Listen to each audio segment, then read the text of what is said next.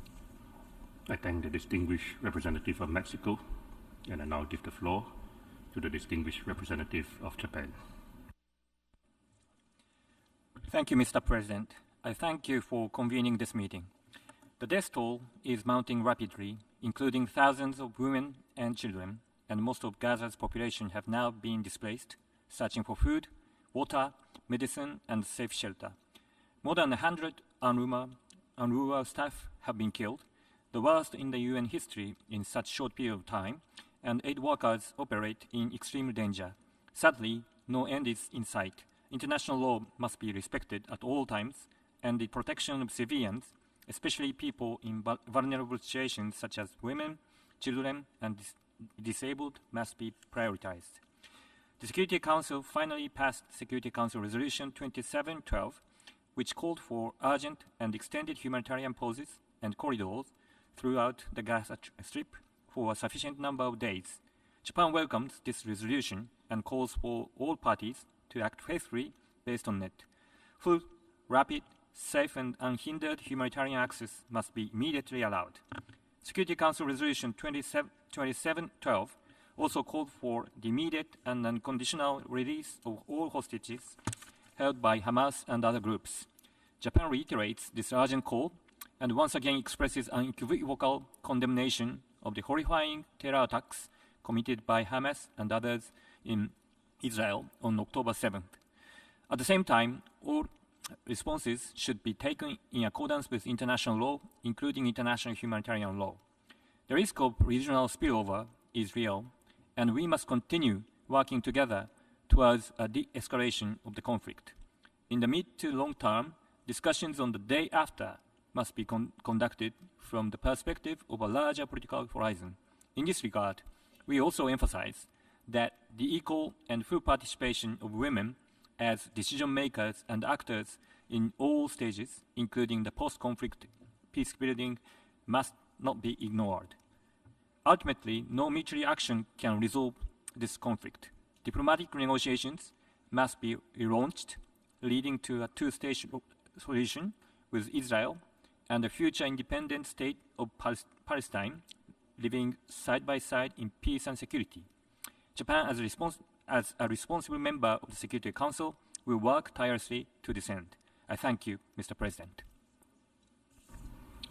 I thank the distinguished representative of Japan, and I now give the floor to the distinguished representative of Yemen.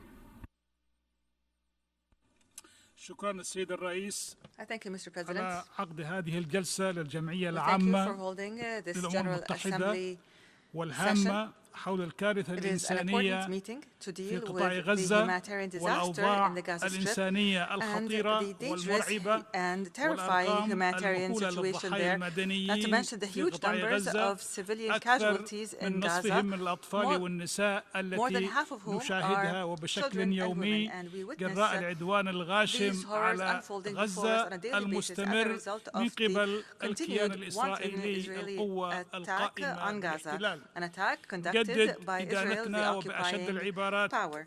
We renew العدوان our البربري condemnation with the الغاشم strongest terms من of قبل the الكيان wanton الإسرائيلي على barbaric قطاع غزة attack وعلى الضفة being الغربية waged by the Israeli وندين entity on the استهداف Gaza Strip قوات and the West Bank. الاحتلال We condemn للعاملين في the المجال fact الإغاثي that the والإنساني occupying والكوادر forces الطبية continue to target وأطقم humanitarian الإسعاف workers, والمرافق medical الإغاثية. teams, paramedics, إن العدوان and الهمجي من قبل إسرائيل القوة القائمة This بالاحتلال barbaric attack على قطاع being waged by غزة Israel, the واستهداف occupying power in the المدنيين Gaza Strip, والبنى and التحتية its targeting of والمستشفيات civilians and والذي خرج infrastructure نصفها and عن hospitals, الخدمة half وبشكل of whom have كامل completely بسبب القصف shut down الإسرائيلي ومنع because of the دخول Israeli shelling الوقود and والغذاء والدواء its ban واستهداف on the دور entry العبادة of والكنائس fuel and والمدارس food and medicines وتدمير into the strip المباني على ساكنيها وتدمير المباني على ساكنيها وقتل Israel عائلات continues with بأكملها this ليس aggression and it دفاعا عن continues النفس to target وإنما جرائم houses of حرب worship and وجرائم ضد churches and الإنسانية schools, and it وإبادة continues to جماعية destroy وما homes يحصل اليوم where the residents ليس still inside. أزمة It إنسانية continues to kill ولكن أزمة entire families. This is الإنسانية not self-defense. والضمير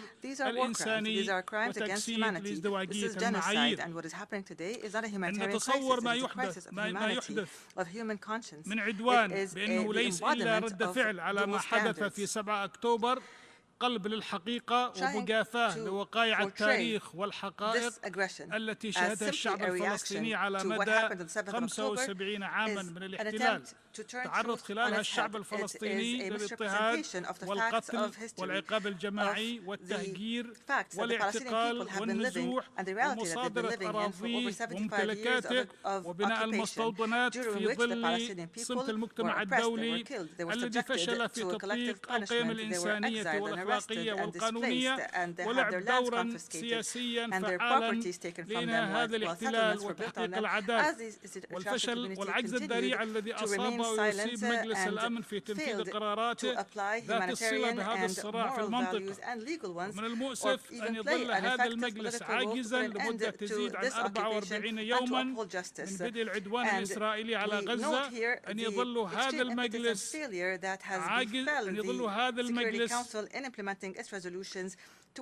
عاجزا لمدة تزيد عن 44 يوما من بدء العدوان الإسرائيلي على غزة وفشله في الاطلاع بمسؤولياته وفقا لميثاق الأمم المتحدة في صون الأمن والسلم الدوليين، وخاصة بعد دخول الحرب الإسرائيلية منعطف جديد مع تدهور وتفاقم الوضع الإنساني والقتل والدمار وارتكاب المجازر، وبعد تجاوز عدد القتلى من المدنيين إلى أكثر من 12,000 قتيل، منهم أكثر من 5,000 طفل وأكثر من 3,500 امرأة، بالإضافة إلى أكثر من 30,000 جريح، ولا يزال أكثر من 4,000 تحت الأنقاض. ولا يجب عزل ما يحصل في غزة عن تلك المجازر التي ترتكبها قوات الاحتلال الإسرائيلي في الضفة الغربية، ونتذكر موظفي الأونروا الذين قتلوا جراء القصف الإسرائيلي وهم يؤدون واجبهم الإنساني وتجاوز عددهم 100 قتيل. إن اعتماد مجلس الأمن قرار 27/12 والذي يدعو إلى هدنة إنسانية مؤقتة والذي رفضته إسرائيل فور اعتماده لن يؤدي إلى حماية المدنيين، لأن من تقدم لهم المساعدات اليوم من المدنيين في قطاع غزة إذا سمحت لهم إسرائيل بذلك تظل حياتهم مهددة بالخطر والموت ويقتلون في اليوم التالي في ظل استمرار العدوان الهمجي والوحشي الإسرائيلي، حيث لا يوجد مكان آمن في غزة لا في شمال غزة أو في جنوبها، كما تقوم قوات الاحتلال الإسرائيلي باعتقال واحتجاز المدنيين الهاربين جنوبا وارتكاب أعمال عنف تتنافى مع المعايير والقيم الأخلاقية والإنسانية. إن إسرائيل القوة القائمة بالاحتلال لا تهتم البتة بما يصدر على المجتمع الدولي من إدانات أو مجلس الأمن من قرارات والمطالبات باحترام القانون الدولي والقانون الدولي الإنساني وقانون حقوق الإنسان، يجب أن تكون مدعومة بجهود جماعية وفورية وجادة لإنفاذ القانون. أن الفظائع والجرائم التي تتكشف أمام عيوننا في غزة تظهر أن الالتزام بمعايير وأسس القانون الدولي والقانون الدولي الإنساني ليست لها أهمية واقعية، وقد ذهبت أدراج الرياح. إن ما يحصل في غزة اليوم يمثل اختبارا حقيقيا للمجتمع الدولي والأمم المتحدة والدول الأعضاء في هذه المنظمة. إن الطريقة الأكثر فعالية لضمان حماية المدنيين وإنقاذ المزيد من الأرواح بما في ذلك النساء والأطفال الذين يعانون الجحيم على أرض قطاع غزة هو الوقف الفوري لإطلاق النار، وليس مجرد الدعوة لهدنة إنسانية مؤقتة ولعدة أيام مع استمرار القصف الإسرائيلي للمدنيين واستهداف المستشفيات والبنى التحتية والسماح بدخول المساعدات الإنسانية بشكل مستدام ودون عوائق وحماية الشعب الفلسطيني من هذا العدوان الإجرامي. ونعبر عن رفضنا القاطع للتهجير القسري للفلسطينيين من أرضهم، ونحذر مرة أخرى من خطط إسرائيل غير القانونية والمثيرة للسخرية بنقل السكان الفلسطينيين غصبا من قطاع غزة والذي يتنافى مع مبادئ القانون الدولي والقانون الدولي الإنساني. ونؤكد مجددا على موقفنا الثابت بأن السلام العادل والشامل في المنطقة لن يتحقق حتى نيل الشعب الفلسطيني لحقوقه غير القابلة للتصرف وإقامة دولته الفلسطينية المستقلة ذات السيادة على حدود الرابع من حزيران 67 وعاصمتها القدس الشرقية وفق القرارات الشرعية الدولية ومبادرة السلام العربية. ودون هذا الحل لن تنعم المنطقة بالسلام والاستقرار. ختاما السيد الرئيس، أن الحديث لا يكفي، وإصدار القرارات والبيانات ليست كافية، وعلى الأمم المتحدة أن تتحرك الآن، وعلى مجلس الأمن أن يتصرف ويتحمل مسؤولياته ويعمل على وقف إطلاق النار فورا لإنقاذ الأرواح في صفوف المدنيين وتجنب ارتكاب المزيد من المجازر المروعة بحق النساء والأطفال، لأن هذه المأساة الإنسانية ستبقى وصمة عار على جبين كل من شارك فيها أو دعمها أو صمت عنها مهما كانت المبررات. شكرا سيد الرئيس. I thank the distinguished representative of Yemen. At this juncture, I would also like to remind all delegations respectfully that as stated on 17 November, delegations are strongly advised to limit their interventions to 3 minutes in order that we can clear the speakers list this morning. I now hand the floor to the distinguished representative of Uruguay. Thank you. Agradecemos al señor presidente de la Asamblea General por la convocatoria de esta sesión informal y recibimos con preocupación realmente los informes presentados por los representantes de las directivas de las diferentes agencias de las Naciones Unidas y de las organizaciones humanitarias. Poco queda por agregar. Uruguay condenó los brutales e inhumanos ataques terroristas efectuados por Hamas el pasado 7 de octubre. Debemos ser claros en cuanto a que esa acción contra Israel y su población fue desencadenante de lo que hoy ocurre en Gaza. Mi gobierno rechaza en términos absolutos al terrorismo, sea del signo que sea. Exigimos la liberación inmediata de todos los rehenes sin condiciones. Nos interesan que todos los civiles, todos, los de Israel, los de Gaza y los palestinos de los territorios ocupados de Cisjordania. No son ellos quienes deben pagar el alto costo de extremismos religiosos y de enfrentamientos militares que no los deberían incluir. Damos la bienvenida a la adopción esta semana por el Consejo de Seguridad de la Resolución 27.2. Uruguay se suma al pedido de pausas y corredores humanitarios urgentes y ampliados. Resulta imprescindible que el acceso humanitario de las agencias reconocidas como Naciones Unidas y Cruz Roja sea pleno, rápido, seguro y sin obstáculos. Cientos de miles esperan hoy por suministros básicos como alimentos y agua potable. Como corredactor de la Resolución 2286 del 2016 del Consejo de Seguridad, Uruguay reitera que la destrucción evitable de hospitales y otras infraestructuras médicas, así como el ataque a personal médico, sanitario y humanitario, violan el derecho internacional.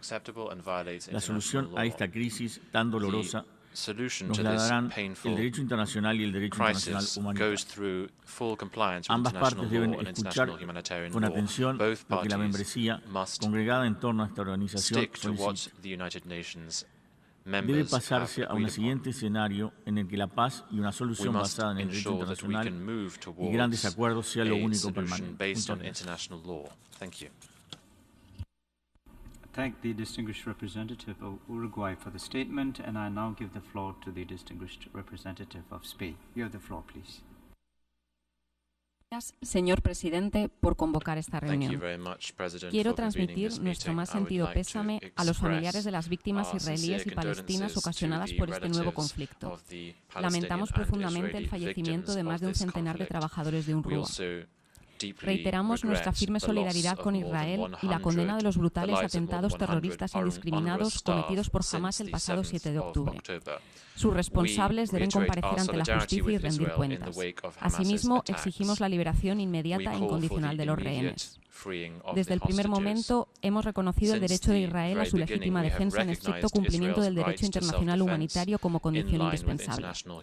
Por ello, España ha exigido y sigue exigiendo un alto el fuego inmediato de Israel sobre Gaza. Rechazamos las muertes indiscriminadas de civiles y palestinos en Gaza y Cisjordania. Celebramos la reciente adopción por el Consejo de Seguridad de la Resolución 2712 y pedimos a Israel que la cumpla sin demora. Reiteramos nuestro llamamiento a la protección de la población civil y de la infraestructura crítica en Gaza, incluidos hospitales y escuelas, y el restablecimiento del suministro de agua y electricidad a la franja. La protección debe extenderse a los trabajadores humanitarios, víctimas también de esta guerra. También pedimos que se garantice el acceso humanitario y que la asistencia sea continua, regular y suficiente, e incluya la distribución de alimentos y combustible con fines humanitarios que permita operar, entre otros, a hospitales, plantas desalinizadoras y plantas de tratamiento de agua. Los corredores humanitarios y las pausas humanitarias efectivas son esenciales para aliviar el sufrimiento de la población civil gazatí. La ayuda también debe llegar al norte de la franja y no quedarse solo en el sur. La comunidad internacional necesita responder al llamamiento humanitario de Naciones Unidas y agencias humanitarias. Con el reciente anuncio de una contribución adicional de 26 millones de euros para la situación humanitaria en Gaza, España ha triplicado su ayuda humanitaria y de cooperación con Palestina hasta los 48,5 millones de euros en 2023. Para concluir, reitero el firme compromiso de España para la celebración, lo antes posible, de una conferencia de paz con las partes y con la comunidad internacional que aplique definitivamente la solución de los dos estados y en la que la solución justa y largamente demandada por el pueblo palestino de reconocimiento de un Estado palestino continuo y viable junto a Israel, en seguridad y paz definitiva, sea avalada por la comunidad internacional. Muchas gracias, señor presidente. Thank the representative of Spain for the statement, and I now give the floor to the representative of Morocco. Please. شكرا السيد الرئيس. Thank you, Mr. President. أود أن أستهل بياني بالتعبير لكم I'd سيد like to الرئيس عن start خالص by الشكر expressing على our عقد هذا الاجتماع appreciation الهام to you, Mr. President, وذلك for holding this استجابة important لطلب meeting in المجموعتين response العربية to the والإسلامية. requests of the Arab and كما Islamic أشكر groups. جميع ممثلي I also وكالة like to الأمم thank المتحدة the other وغيرهم من representatives of المسؤولين United Nations agencies على and other عملهم officials for the ودورهم work that الهام they're doing and المركزي the لإغاثة important role that ودعم المدنيين they play in بشدة supporting فقدان civilians and saving their أرواح lives, أكثر and من we express our extreme regret over the death of over 100 UNRWA workers. قرارين إنسانيين. The adoption of 2 humanitarian resolutions, one of the Security Council, number 2712, and the G8 10th Emergency Session resolution. These 2 resolutions express the will of the international community to put an end to this humanitarian and human tragedy. Mr. President, تجدد المملكة المغربية the التعبير Kingdom عن of Morocco قلقها reiterates البالغ its extreme واستيائها concern العميق and بظل its استمرار deep مواجهات مسلحة dissatisfaction وتفاقم الأوضاع at the الإنسانية في continued قطاع غزة. armed clashes and the إن استهداف deteriorating humanitarian المدنيين situation in في Gaza, خلق targeting of civilians, سافري القوانين الدولية أدى إلى is counter سقوط to عشرات international آلاف من الضحايا law, and this has بين led to the death الأطفال of tens of والنساء thousands, والمزيد including منهم children جرحى and women أو and تحت elderly, الأنقاض كما and أن wounded استمرار much قصف more, دور and not to mention those that are trapped under the rubble. Moreover, houses of worship and hospitals and refugee camps and civilian installations have been randomly and indiscriminately targeted and bombed, and this has led to the rise of a humanitarian and unprecedented catastrophe.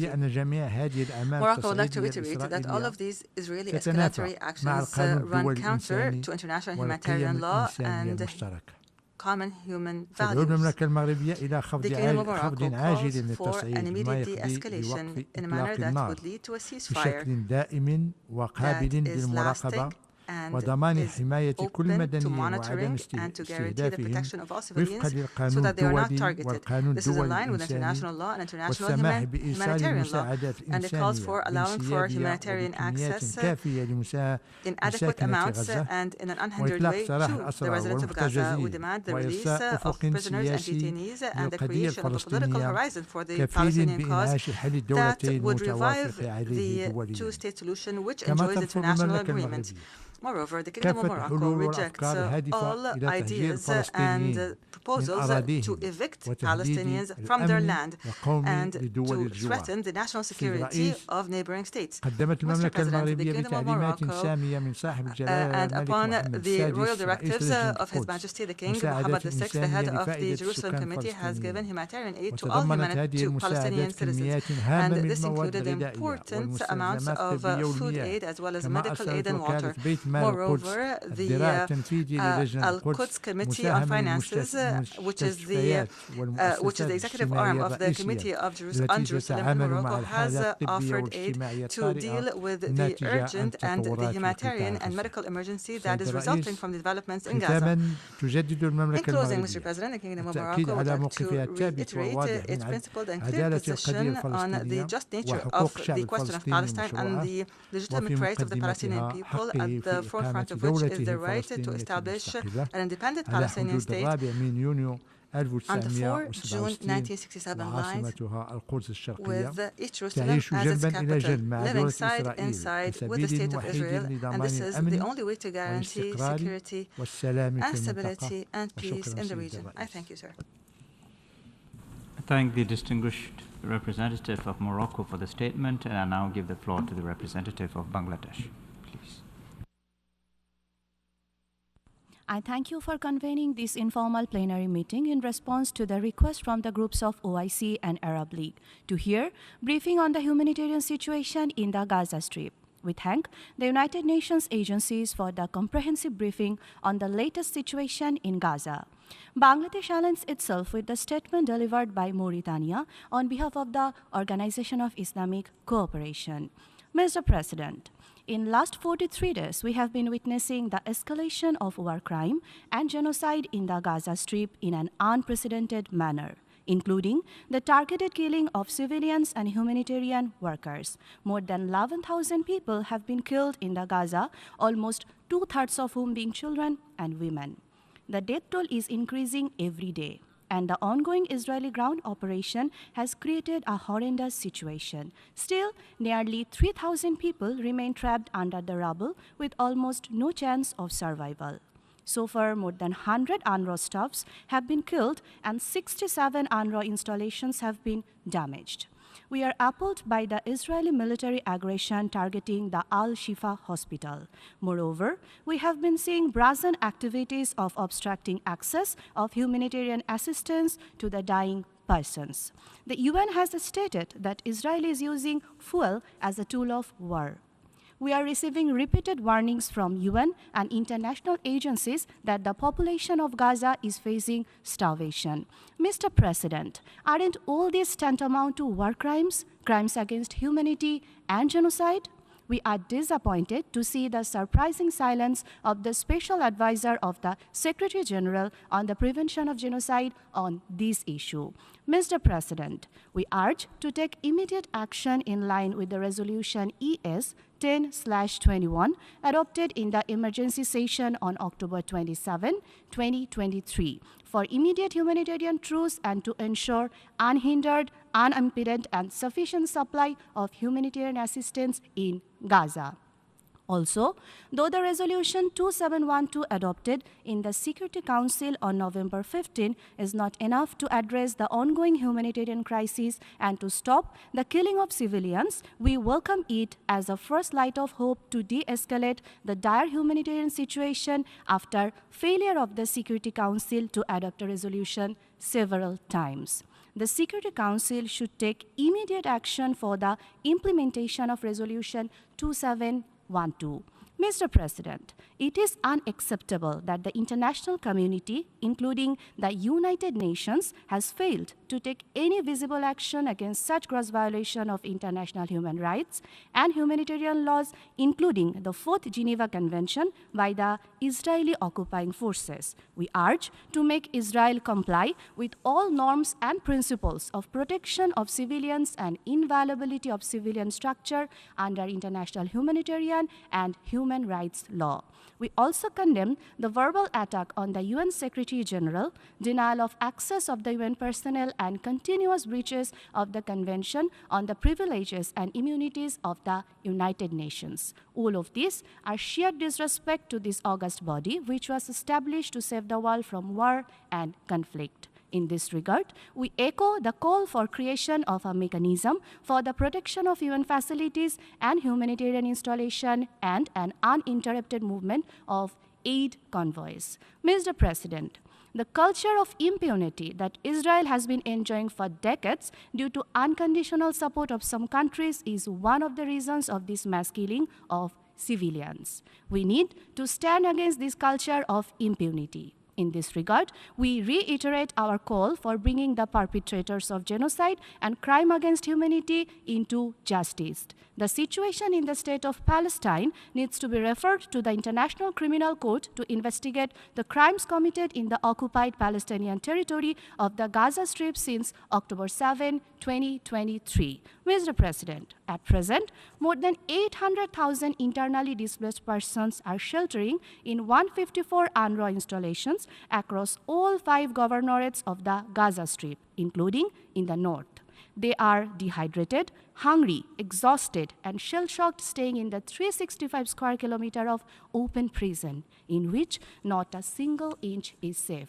We need to ensure immediate support to stop any further loss of innocent lives. The massacre must be stopped immediately. Before concluding, Mr. President, we pay our sincere tribute to the humanitarian personnel, including UNRWA staffs who has lost their lives, and also express our deepest condolences to families of the bereaved. We reiterate our unflinching commitment to the just struggle of our Palestinian brothers and sisters. I thank you, Mr. President. Thank the representative of Bangladesh for the statement, and I now give the floor to the distinguished representative of Saudi Arabia. You have the floor, please. شكرا السيد الرئيس. في البداية أود أن أضم صوتي للبيانات التي ألقتها كل من الجمهورية الإسلامية الموريتانية نيابة عن دول منظمة التعاون الإسلامي ودولة ليبيا on behalf of the Arab group and Pakistan on behalf of the like-minded group. نشكركم السيد الرئيس على عقد هذا الاجتماع والاجتماع السابق الذي أتاح الفرصة لجميع أعضاء الأمم المتحدة للاستماع بشكل مباشر.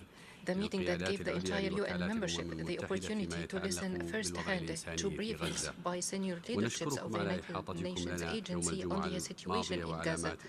We thank them for their briefings on their tireless efforts to alleviate the suffering of the population in Gaza. We pay tribute with heavy heart to all those lives lost at the hand of the Israeli war machinery and the recent killing in Al-Fakhur school of UNRWA and all those who work on international relief agencies, including more than 10 UN staff members, in an unprecedented situation never experienced before. Mr. President, in light of the wanton Israeli aggression and the unfolding humanitarian crisis in Gaza, a joint Arab-Islamic summit was held in Saudi Arabia on November 11. In Riyadh, the summit adopted a resolution calling inter alia for immediate ceasefire, putting an end to the violations of international law and international humanitarian law, rejecting the depiction of this war of vengeance as self-defense, breaking the siege of Gaza, the delivery of aid, supporting UNRWA, rejecting the forced transfer and displacement of the Palestinian people in Gaza and other territories, calling on the international community to hold accountable those responsible for those wars against humanity. The aforesaid calls represent the common position of the Arab Islamic states.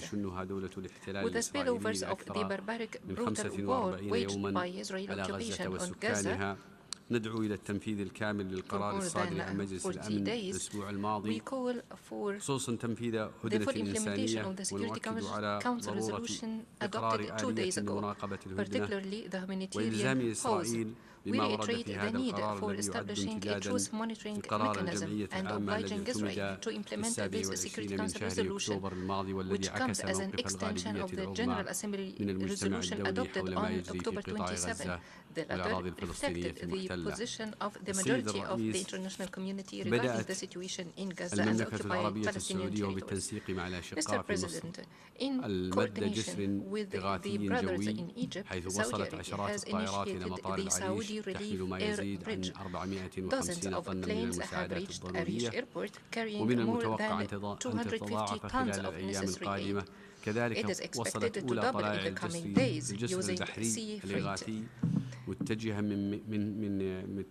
إلى ميناء بور سعيد بجمهورية مصر تحمل على متنها مساعدات غذائية وطبية وإيوائية تزن 1050 طنا تمهيدا لنقلها إلى المتضررين من الشعب الفلسطيني داخل غزة.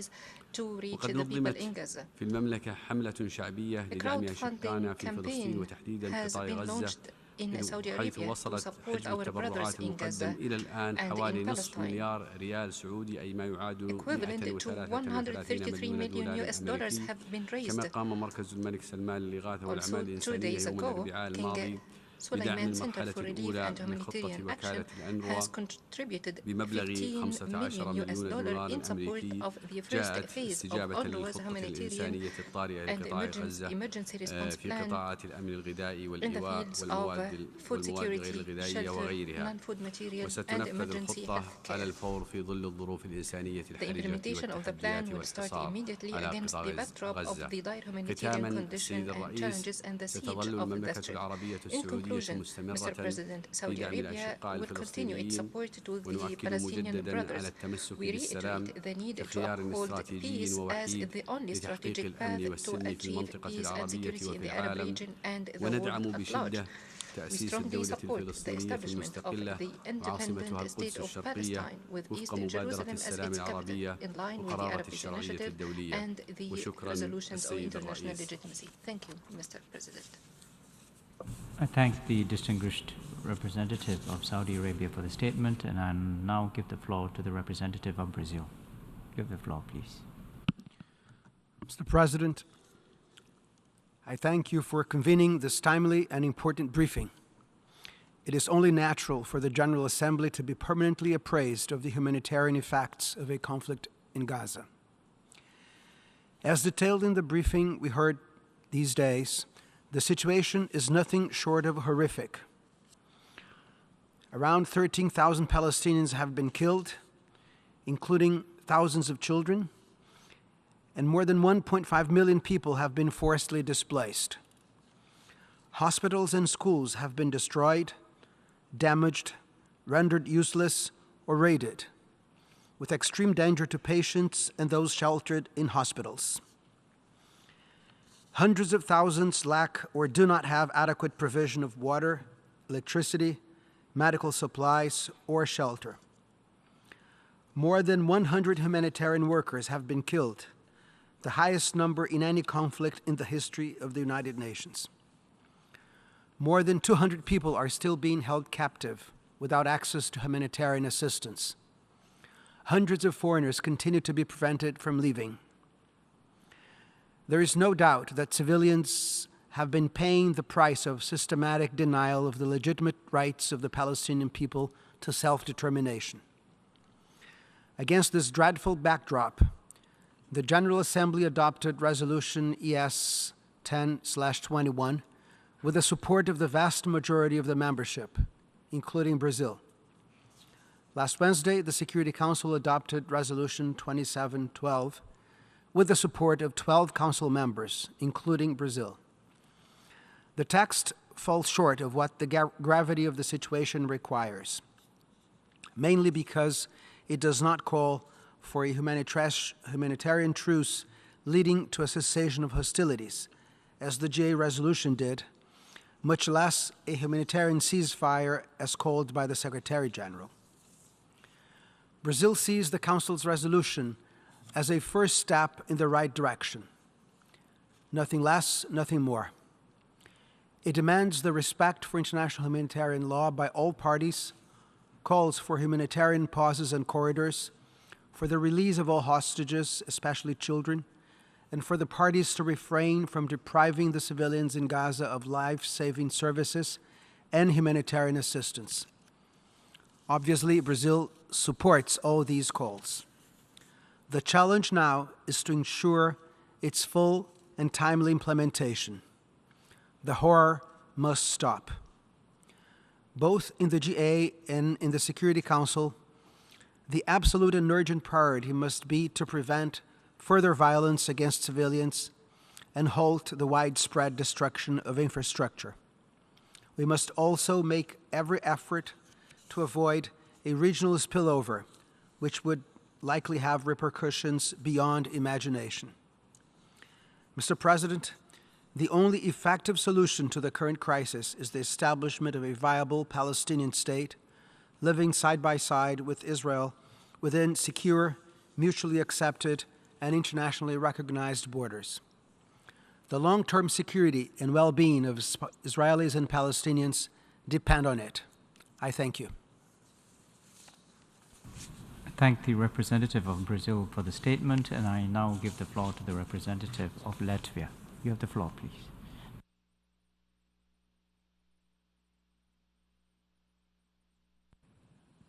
Thank you. Mr. President, Latvia aligns itself with a statement delivered by the European Union. While thanking all briefers from last Friday, we would like to add following remarks in our national capacity. Latvia expresses its deepest sympathy to all civilian lives lost amid devastating situation in the Middle East. We pay tribute to all humanitarian workers on the ground for doing utmost to save lives in Gaza. We mourn with more than 100 families of UNRWA staff who lost their loved ones. The dramatic escalation of violence in the Middle East is the most pressing challenge that has to be immediately addressed. We call for continued, rapid, safe and unhindered humanitarian access and aid to reach those in need through all necessary measures. We welcome the adoption of the UN Security Council Resolution 2712 on 15th of November, which stresses the need for compliance with international humanitarian law by all parties, calls for humanitarian pauses and protection of civilians, especially children. This resolution must be implemented. Mr. President, every loss of civilian life is deplorable. It is important to ensure the protection of all civilians at all times in line with international humanitarian law. The violence must stop. De-escalation is vital to prevent further civilian suffering and the spillover of violence. Latvia condemns the brutal attacks by Hamas on Israel and underlines that further terrorist threats must be prevented. Application of international law, including humanitarian law, is the must. We support efforts by regional actors aimed at the cessation of violence and an active engagement of the EU to this end, and towards restarting meaningful peace efforts with genuine engagement from conflicting parties and regional players. The current escalation corroborates the urgent need for a political horizon aimed at providing a lasting and sustainable solution to the conflict.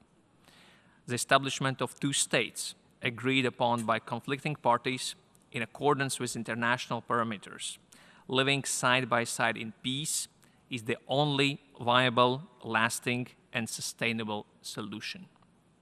Mr. President, the situation calls for a rapid and significant increase of international support to the humanitarian organizations on the ground.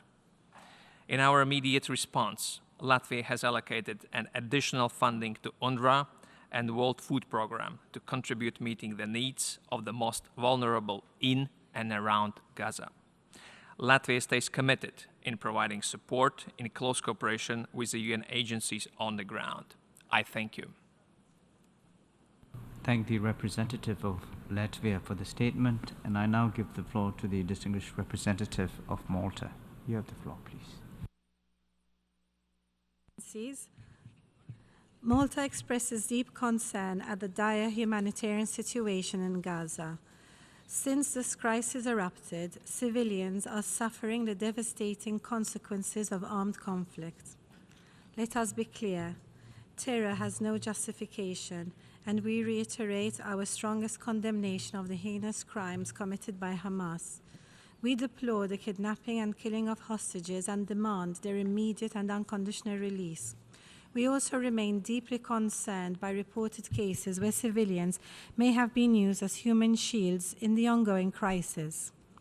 At the same time, all actions by the parties, including Israel, must be in accordance with international humanitarian law, including the principles of distinction, proportionality, and military necessity. In Gaza, we are witnessing a situation where more than 2 million Palestinian civilians are under siege, with extremely limited access to water, food, fuel, electricity, medicine, or shelter, if any. Tens of thousands of injured, sick, or displaced civilians are sheltering in humanitarian and UN facilities, including hospitals and schools, reliant on their protected status for safety.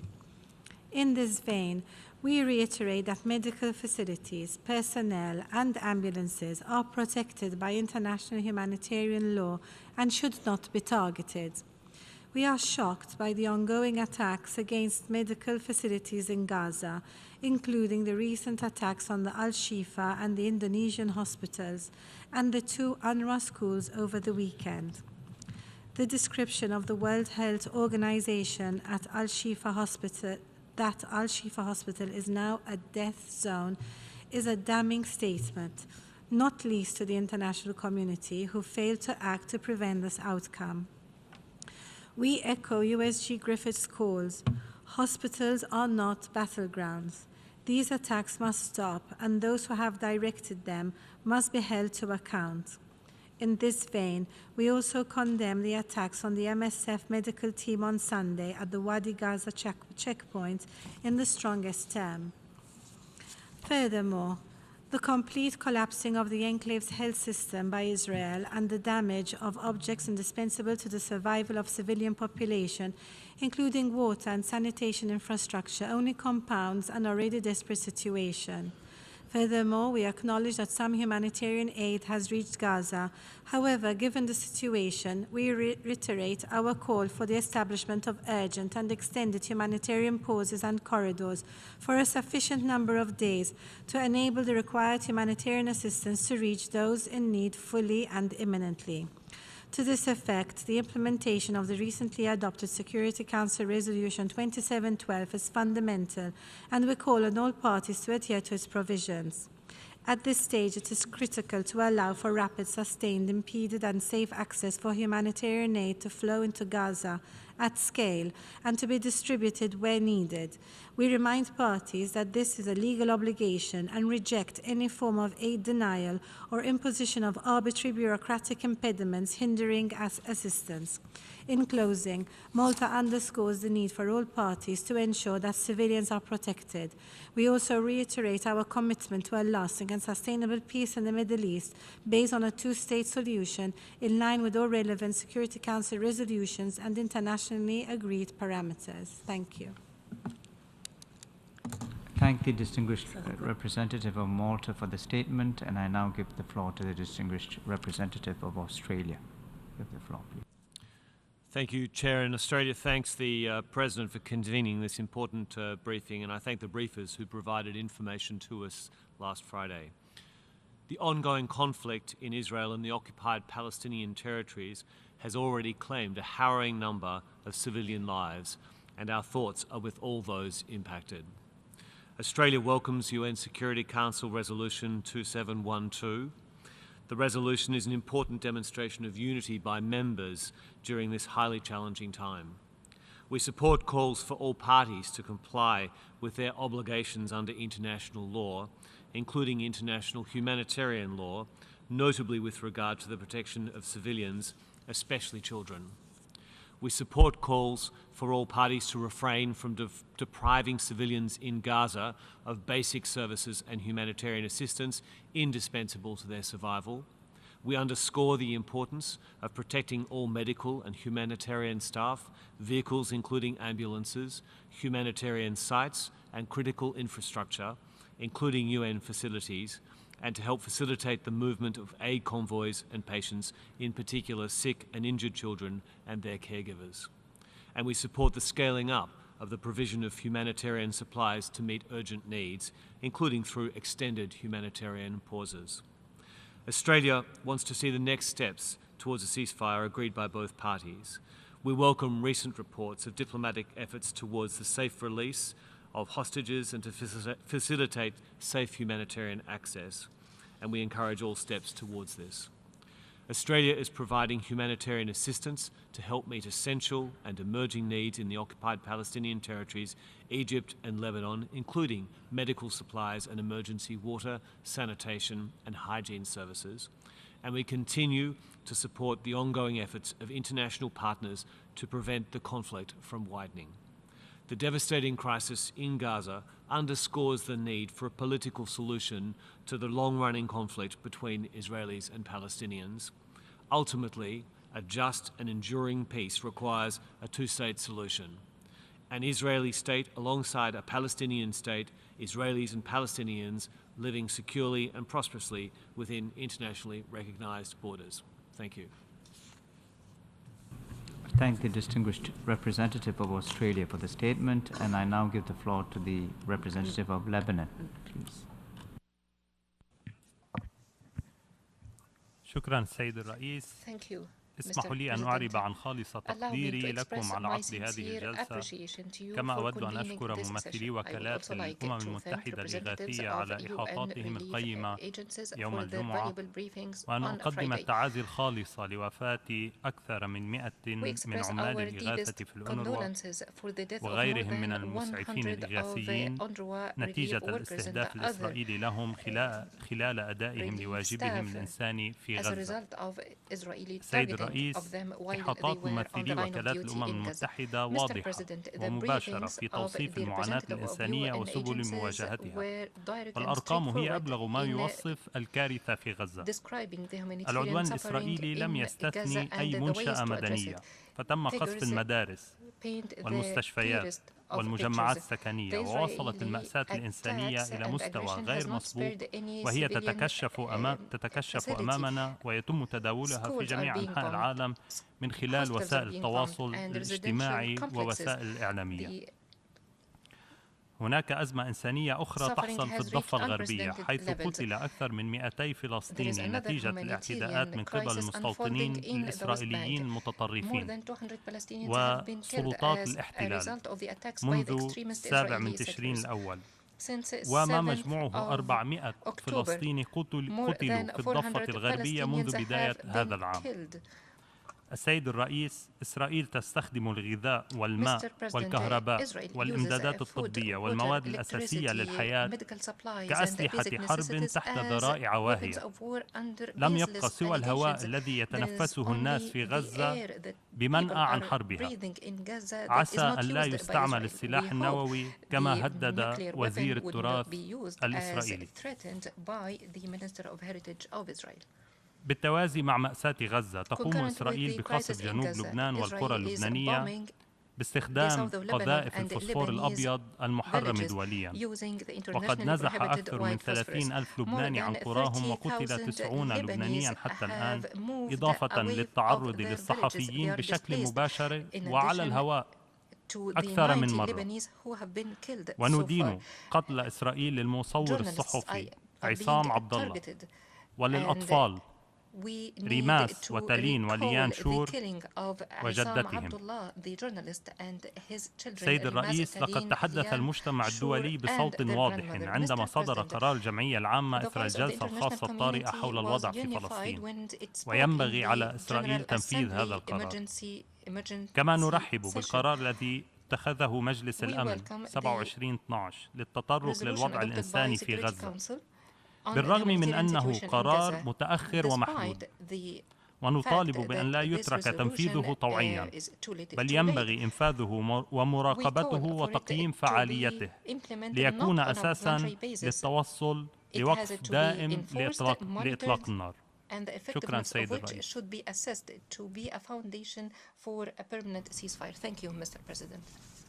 Thank the representative of Lebanon for the statement, and I now give the floor to the representative of Jordan. You have the floor, please. Thank you, Mr. President.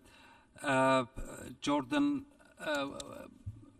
has been at the forefront on the defense of the Palestinian people and with regard to the defense of our people in Gaza over the past 45 or 46 days. This war is at least described as a scorching war which is saving nobody in Gaza. The numbers we have shown, our briefers from UNICEF, from OCHA, from UNRWA, giving all the figures, the devastating figures about the losses that have been incurred by the civilian population, by the UNRWA facilities, the death of 103 staff members of UNRWA, and everybody knows what needs to be done. What needs to be done is calling for humanitarian ceasefire. And to allowing unimpeded access, to stopping the transfer of population, to stopping the orders by which people are evicted from their homes and going from the north to the south to be killed in the south too, as we have seen. Attacks on hospitals, attacks on churches, mosques. All of this will not achieve peace and security for Israel. Israel has to understand this. Grave violations of international humanitarian law, the targeting of civilians, the collective punishment will not bring security to Israel.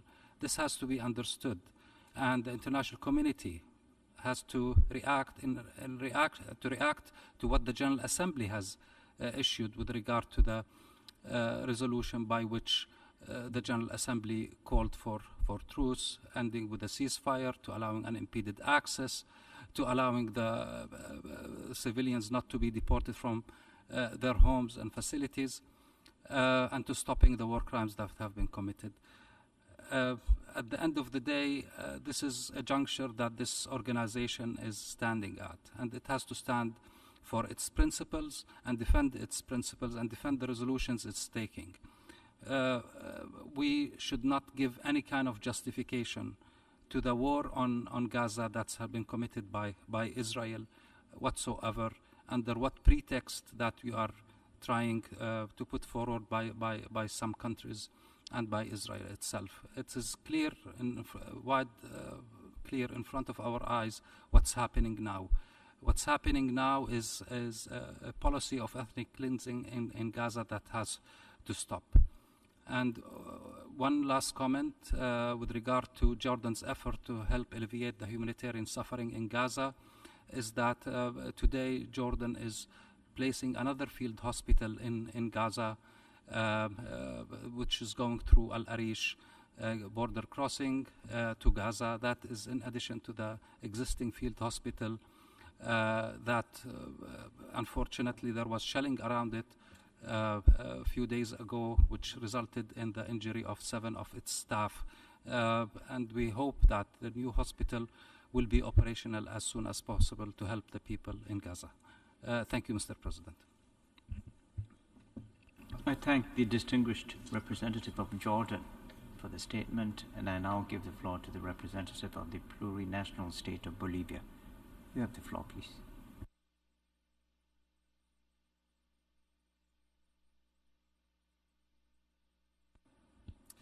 Muchas gracias, presidente. Thank you very much, President. Agradecemos la convocatoria de esta reunión informal para escuchar información actualizada del terreno por parte del secretario general, UNRWA y cada uno de los organismos del sistema de las Naciones Unidas sobre la catastrófica situación en el territorio palestino ocupado y bombardeado por Israel.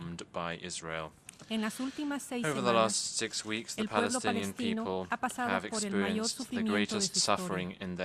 Según los datos brindados la semana pasada por la OMS, ya se contabilizan más de 11.000 muertos, 70% de los cuales son mujeres y niños, incluidos 100 trabajadores de Naciones Unidas, a quienes rendimos nuestro homenaje por su loable labor.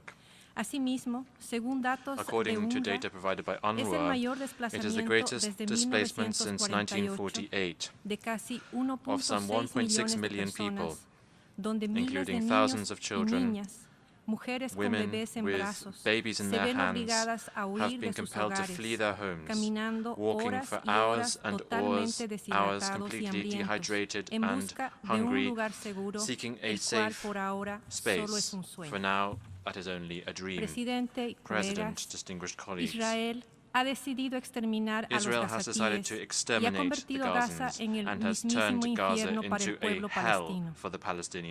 Todos quienes siguen de cerca el conflicto informan que en Gaza no hay ningún lugar seguro, ni los centros de UNRWA son seguros.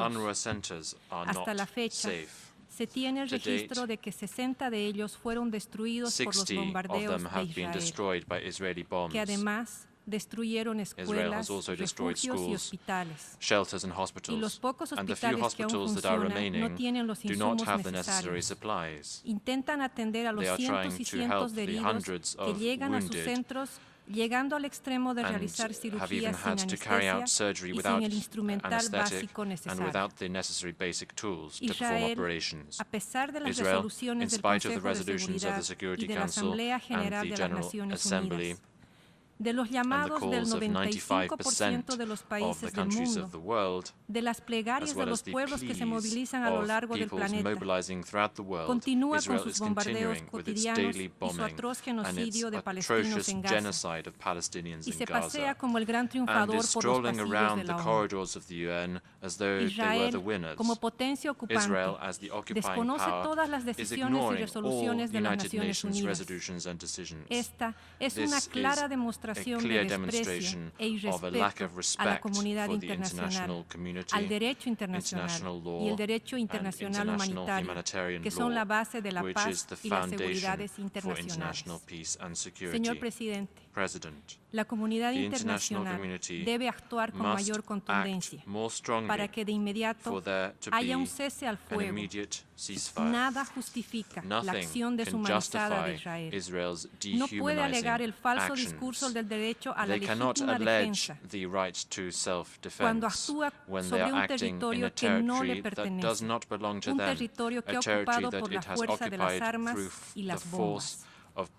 Que paren las bombas de Israel y que se construya la paz de Palestina como un Estado libre y soberano.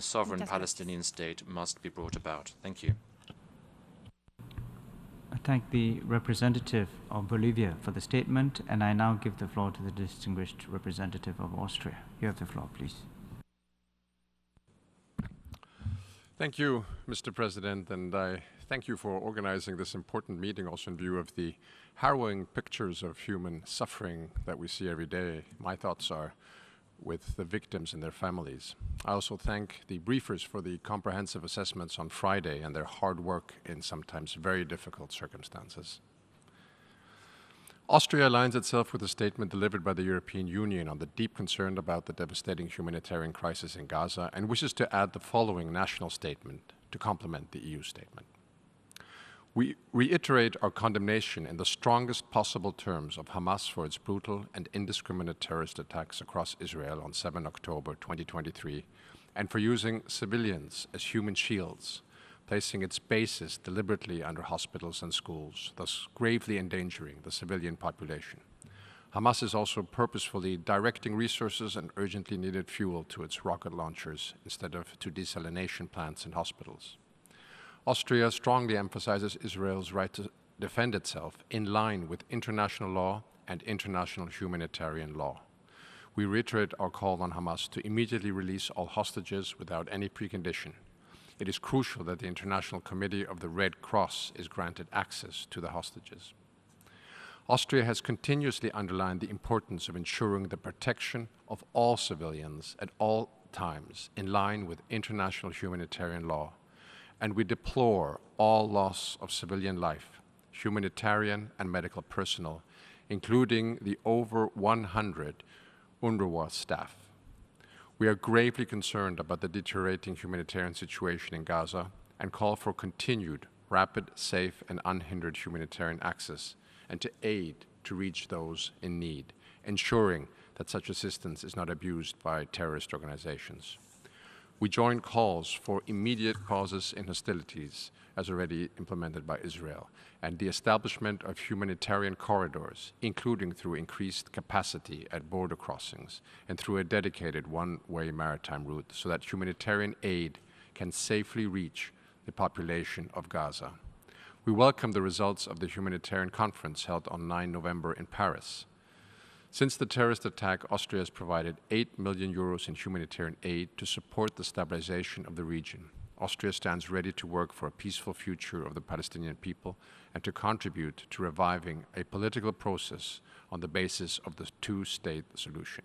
I thank you. Thank the distinguished representative of Austria for the statement, and I now give the floor to the distinguished representative of Bahrain. You have the floor, please. Thank you, President. First of all, we would like to thank you for convening this important session. وقد رحبت مملكة البحرين بقرار مجلس الأمن رقم 2712 بشأن الدعوة إلى إقامة هدن وممرات إنسانية عاجلة ممتدة في جميع أنحاء قطاع غزة وتيسير توفير السلع والخدمات الأساسية للمدنيين وخاصة الأطفال وحماية المواقع الإنسانية والبنية التحتية والإفراج عن المحتجزين ورفض التهجير القسري للسكان ومطالبة جميع أطراف النزاع بالامتثال لالتزاماتها بموجب القانون الدولي الإنساني داعية إلى الإسراع في تنفيذ هذا القرار لإنهاء العنف وتخفيف حدة المعاناة الإنسانية. إن الوضع الحالي الذي فرضته تطورات الحرب الدائرة في غزة تستدعي من الجميع مد يد العون والمساعدة للفلسطينيين والتخفيف من آلامهم والعمل على منحهم الثقة والأمن وهذا ما تقوم به مملكة البحرين حيث حرصت على تجهيز المساعدات والمواد الطبية والإغاثية والغذائية التي هم في أمس الحاجة لها لتوفير الاحتياجات الأساسية والضرورية للشعب الفلسطيني في غزة على وجه السرعة لمساعدتهم في هذه الظروف الراهنة. كما يتم دراسة العديد من المبادرات والمشاريع الإغاثية والتنموية التي سيتم تنفيذها لصالح الأشقاء الفلسطينيين في غزة. وتجدد مملكة البحرين التأكيد على أهمية اطلاع المجتمع الدولي بمسؤولياته في الوقف الدائم لإطلاق النار وتوفير الحماية للمدنيين والأعيان المدنية وخاصة المستشفيات والمدارس والأحياء السكنية وإعادة إعمار ما دمرته الحرب وتهيئة الأجواء الآمنة لإحياء عملية السلام وتلبية حق الشعب الفلسطيني الشقيق في إقامة دولته المستقلة وعاصمتها القدس الشرقية وفقا لحل الدولتين وقرارات الشرعية الدولية بما يعزز الأمن والسلام العادل والشامل في المنطقة. وشكرا سيد الرئيس. Legal resolutions in order to promote and just peace in the region. Thank you very much. I thank the distinguished representative of Bahrain for the statement, and I now give the floor to the representative of Papua New Guinea. You have the floor, please. Mr. President, thank you for presiding over our collective work today. Papua New Guinea acknowledges with gratitude the information shared last Friday by the respective briefers from the UN system on their perspectives on the evolving catastrophic humanitarian situation on the ground in the Palestinian territories and the surrounding areas and also in Israel. At the humanitarian level, my delegation feels and shares the pain and untold suffering of not just Palestinians in the Gaza Strip and West Bank, but also Israelis and many other innocent civilian victims from around the world who have been caught in the crossfire. As we mark the 45th day of the disastrous and tragic fallout of the heinous and barbaric terrorist attacks against Israel that claimed over 1,000 mostly innocent civilian lives and also victimized multitude of others, orchestrated by Hamas and its affiliates, Papua New Guinea reiterates in the strongest possible terms the condemnation of Hamas and the Palestinian Islamic Jihad. Mr. President, terrorism in all its forms and manifestations is a perennial enemy to peace and security everywhere and must not be condoned by anyone, anywhere, and must never be allowed to thrive. Terrorism is the antithesis of the two-state solution for Israel and Palestine. We join other delegations in the UN system to reiterate our previous call for all hostages to be released without any preconditions. Hostages must not be bargaining chips.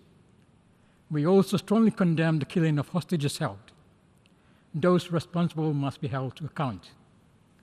Mr. President, we appreciate various international and regional efforts to de-escalate the situation between Israel and Hamas, and also for facilitation of humanitarian needs for those affected. Such efforts deserve the international community's continued support. We welcome last Wednesday's Security Council Resolution 2712 for humanitarian posts to enable humanitarian relief assistance to be provided to the affected population in the Palestinian territory. It is, however, concerning that the continued lack of condemnation of Hamas' heinous terrorist actions in an important organ of the UN mandated with keeping international peace and security has the potential to be perceived as indirectly condoning terrorism.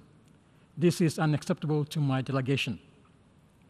The use of civilian facilities, including schools and hospitals, as cover for terrorist attacks must cease, as it is contrary to international humanitarian law.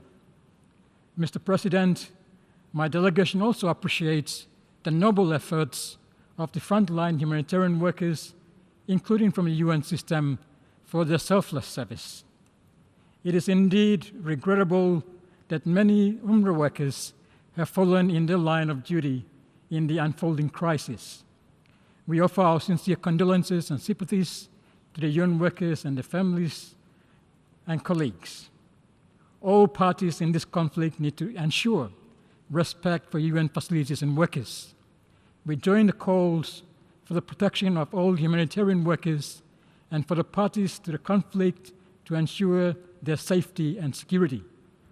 UN facilities must, however, be secure from activities that are inconsistent with the mandate of the UN offices. Mr. President, in these trying times, my delegation also stands in solidarity with Israel and unequivocally recognizes Israel's right to self-defense under international law. In the exercise of the right to self-defense, we also recognize the importance of respecting international humanitarian law. Papua New Guinea also strongly supports Israel's rightful existence as a nation and condemns parties, including terrorists and terrorist organizations, who are opposed to Israel's statehood.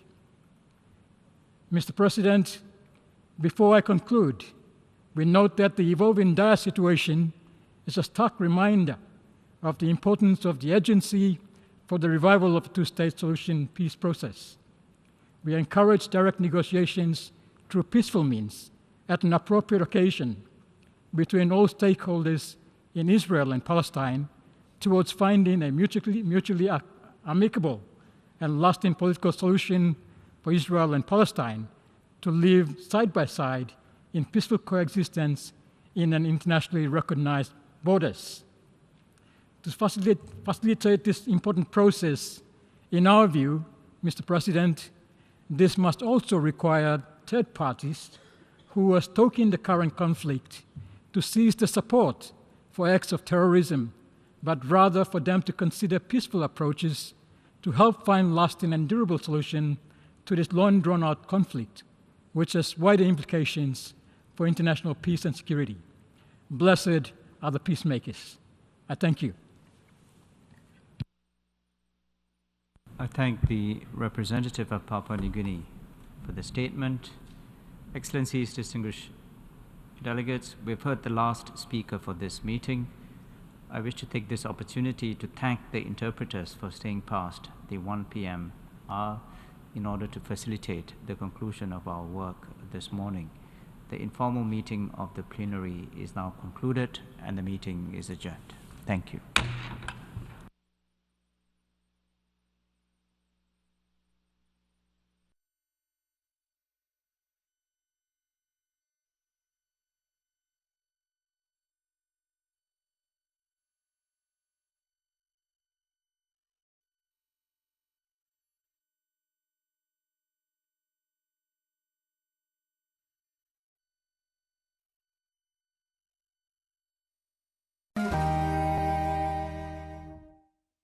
Das Ensemble Banda Classica spielt nun das Bläseroktett Nummer 2 in S-Dur von Josef Myslivecek.